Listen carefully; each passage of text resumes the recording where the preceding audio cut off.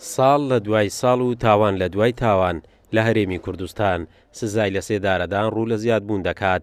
بەڕێوەبەری گشتی چاکسازی کۆمەڵایەتی ڕایدەگەێنێت تا ئێستا 422 کەس سزای لە سێدارەدانیان بۆ دەرچووە و چەندین جاریش داوامان کردووە یاسای سزادان و سزای لە سێدارەدان هەموار بکرێتەوە، چونکە لە توانای ئێمەدانیا سزادراوانی لە سێدارەدان لە چاکسازیەکانمان بهێڵینەوە.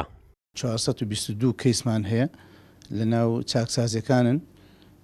ئێمە ئەوە مەسئولێتی ئێمە خزمەتیانکەین، بەڵام لە ناو چاکسازەکان ماونەتەوە کەیسەکانیان دەمێکە هەمانە لە 29 ساڵە ماوەتەوە تەمەنی لە 65 ساڵە بەسەرەوەیە و لەگەڵ سەرۆکایەتی هەرێم بەسپاسەوەوان لە خەتن چوینە دانیشتنمان کردووە و داوام لیان کردووە چارەسەری کێشەی و سزادراوە بکە، یانەوە تا تەنفیزی حکومەکەیان یانەوە تا دەبێ تعدیلی قانونەکە بکرێ و ئەوانە بکرێنە مؤبەد بۆی بتوانم لە ناو چاکسازەکان خزمەتیان کەم. ئەگینا من بەڕاستی ناتوانم وەک پێویست خزمەتیان کەم، چکەوە قەراری ئەعدامیان هێوانە.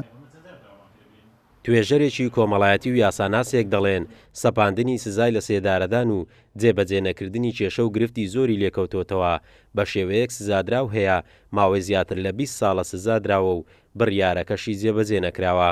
بەڕاستی بەدەست دەیان کرد کێشە و گرگرفت دەناڵێنن، چونکە ئەگەر بێت و باز لە سادراوانە بکەین خۆی لە خۆیدا لە یاسای چاکسازی کۆمەڵایەتی لە هەرێمی کوردستان بە هیچ شێوەیەک باز لە شیاندنەوە سادراوان ناکات کە لە چاکسازیەکان بۆ هیچ پرۆسەی چاکسازی کۆمەڵایەتی دووبارە ڕاهێنانشیان ئەم سادراوانە ناگرێتەوە، چونکە ئەم سادراوانە بەپێی یاسای عراقی خاوەنی خۆیان نەماون ئێستا، چونکە مادەی سێداریان لە جێبەجێکراوە، بۆیە هەو کێشانێکی ئێستا ناو چاکسازیەکان هەیەیان بەڕاستی بەدەست دەیان کێشەی دەرونی کۆمەڵایەتی دەناڵێنن. ئێمە لە چاکسازی بەردەوام داوای ئەومان کردووە کە چارەنووسیانێک لای بکرێتەوە بۆی کە یانەوەی هەمواری یاساکانی سزاکان بکەینەوە، یان ئەوەیە بە جۆرێکی دیکە میکانیزمێک دابدرێت، یانەوەی بە یەکجاری سنوورداری کەین، یانەوەی سزای لە سێدارەدان بە تەواوی هەرگیرێت.